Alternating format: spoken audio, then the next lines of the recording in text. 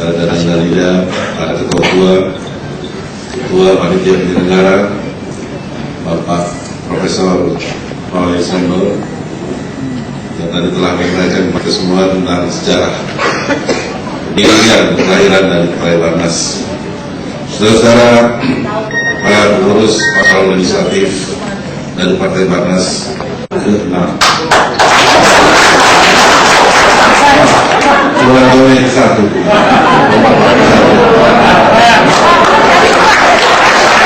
Pertama, ulang tahun pertama menurut Rafael dari Barnas. Selamat sekali lagi. Ibu-ibu sekalian, kalau mendengarkan dari sejarah lahir Partai Barnas, dan saya juga sering bertemu secara pribadi dengan saudara Fencer Manggang yang saya sudah lama kenal. Tampak perjalanan dari Partai Barnas ini berlangsung dengan mulus dan lancar. Dari sejak Ormas, sampai pada proses-proses yang harus dilaluinya. Mudah-mudahan tentu cita-cita saudara-saudara sekalian, baik dari para pendiri, yang tadi disebutkan para tokoh, ada tokoh profesor, ada pendidik, ada juga dari kalangan militer dan polisian, ada politisi, ada tokoh agama dan semuanya. Saya kira wajar-wajarlah saudara-saudara berhimpun di dalam sebuah organisasi politik, karena rakyat Indonesia di seluruh tanah air maupun yang berada di luar negeri, untuk kiranya pada saatnya pemilu nanti, baik pemilu legislatif 9 April tahun 2009 maupun pemilu eksekutif atau pemilihan presiden, agar berbondong-bondong pada saatnya mencoblos, atau sekarang bukan mencoblos tapi menandai, itu bunyi undang-undangnya, menandai pilihan hatinya masing-masing.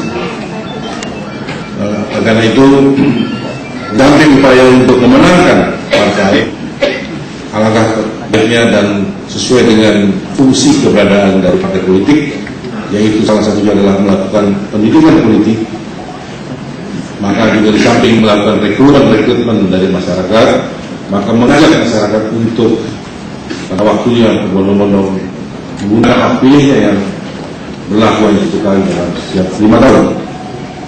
Ini itu penting karena jangan sampai terjadi degradasi atau terjadi penurunan dari jumlah pemilih dari waktu ke waktu.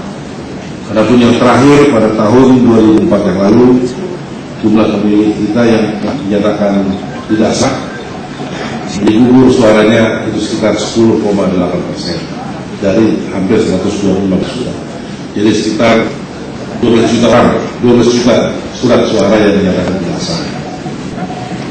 Nah, saudara-saudara sekalian, yang kedua, di samping kita mendorong dan sekedar menentukan kekuasaan yang baru, tetapi juga kekuasaan itu hendaknya dikembalikan sebesar-besarnya untuk kemakmuran dan kesejahteraan rakyat.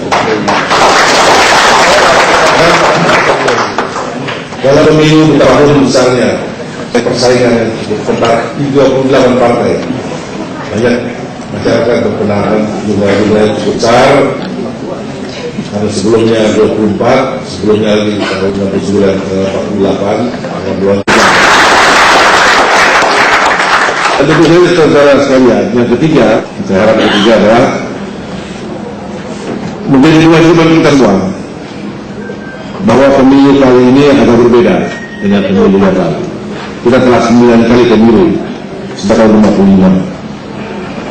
Satu kali pada masa Orde Lama, kemudian 7 kali selama masa Orde Baru dan 2 kali di era reformasi.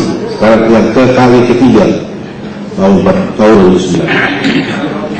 Mudah-mudahan kualitasnya baik dibandingkan dengan masa-masa yang lalu, dan bukan saja proses pemilunya berlangsung dan secara kualitas lebih baik, tapi kelak siapapun yang terpilih akan mampu. Menurut undang-undang mengatakan bahwa KPU memiliki hak untuk membentuk peraturan KPU di dalam menetapkan format surat suara setelah berkonsultasi dengan Dewan Perwakilan Rakyat dan pemerintah. Dalam konsultasi tersebut, saudara-saudara sekalian, telah kita bahas secara mendalam melalui diskusi yang cukup alot, cukup lama,